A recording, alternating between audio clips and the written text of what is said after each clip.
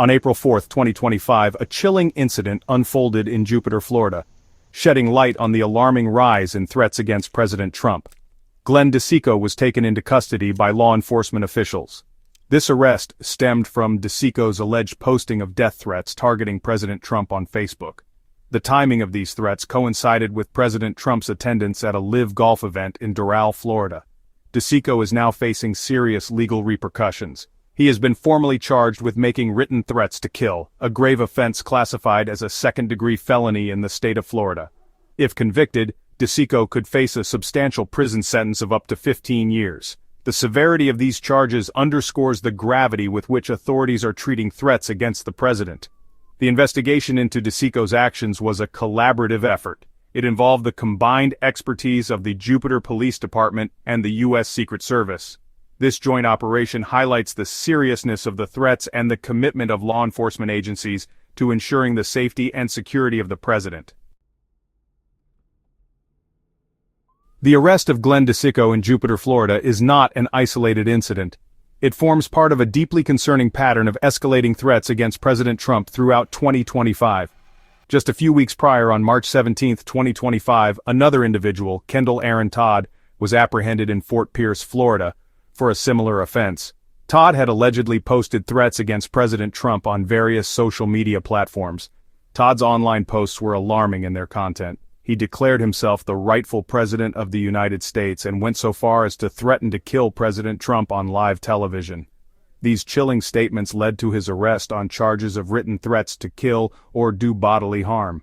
Law enforcement officials took swift action to ensure public safety. The St. Lucie County Sheriff's Office SWAT team, in conjunction with the U.S. Secret Service, executed a search warrant at Todd's residence. He is currently being held on a significant bond of $500,000, reflecting the severity of his alleged crimes. The arrest of Kendall Todd marked a troubling trend in the region. It was the third arrest in the area for threats against President Trump since January 2025, indicating an alarming increase in such incidents. These recent threats against President Trump do not exist in a vacuum. They evoke chilling echoes of past attempts on his life, underscoring the very real danger these threats represent. On July 13, 2024, the nation watched in horror as a gunman opened fire at a Trump rally. The assailant, identified as Thomas Matthew Crooks, managed to injure President Trump before being fatally shot by the Secret Service.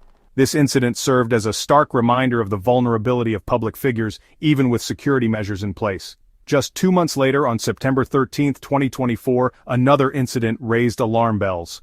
Ryan Wesley Ruth was apprehended for firing a rifle near Trump International Golf Club.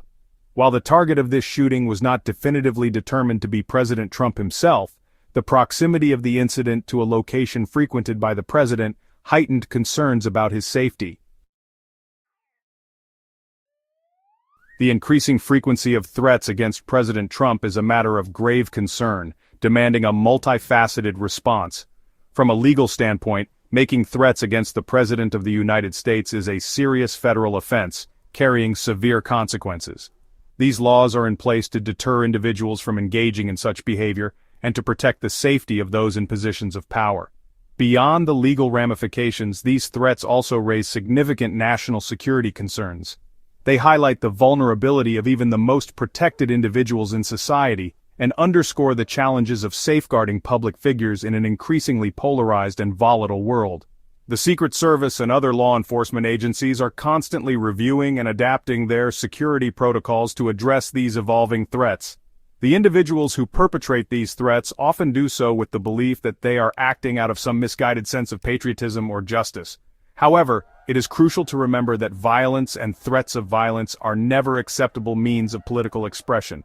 They undermine the very fabric of a democratic society and have no place in a nation founded on the principles of freedom of speech and peaceful assembly.